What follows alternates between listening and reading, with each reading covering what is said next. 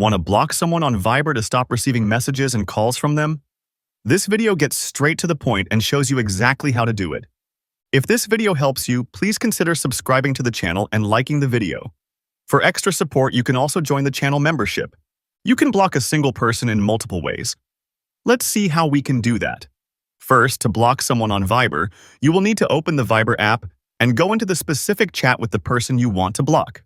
Once you are inside the chat, you must then tap on the contact's name at the very top of the screen to open the chat info. Now, tap on Chat Info and Settings.